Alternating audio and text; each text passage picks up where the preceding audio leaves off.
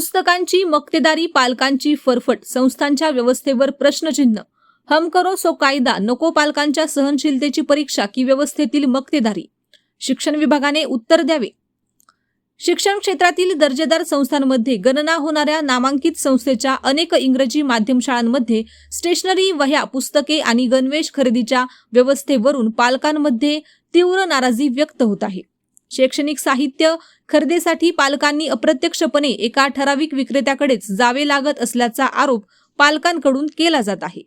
पालकांच्या म्हणण्यानुसार वर्षानुवर्ष संस्थेला स्टेशनरी पुरविणाऱ्या एका दुकानदारालाच वह्या, पुस्तके आणि इतर साहित्य विक्रीची संधी मिळत असून त्यासाठी संस्थेकडून स्वतंत्र जागाही उपलब्ध करून देण्यात आली आहे.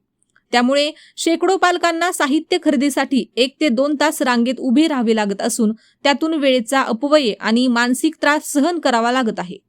अनेक पालकांचा प्रश्न असा आहे की जर शाळेला आवश्यक असलेल्या पुस्तकांची व वह्यांची यादी आधीच जाहीर करण्यात आली तर ते साहित्य बारामतीतील कोणत्याही पुस्तक विक्रेत्याकडे उपलब्ध होऊ शकते.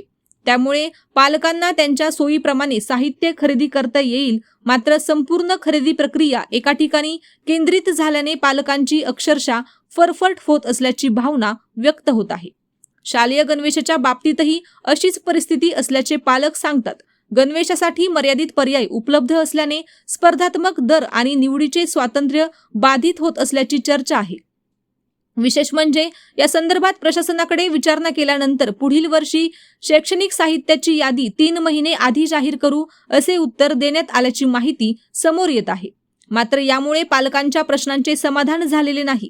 यंदा झालेल्या गैरसोयीची जबाबदारी कोण घेणार असा सवाल पालक उपस्थित करत आहेत.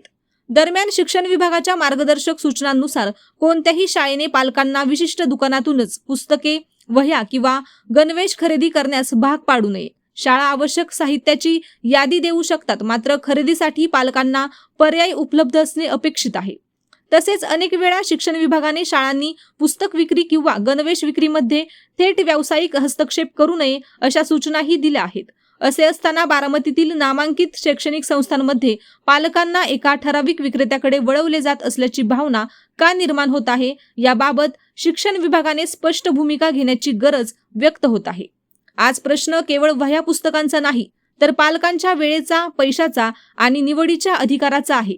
सर्व पुस्तके आणि साहित्य सर्वत्र उपलब्ध झाले तर पालकांचा मनस्ताप आपोआप कमी होईल.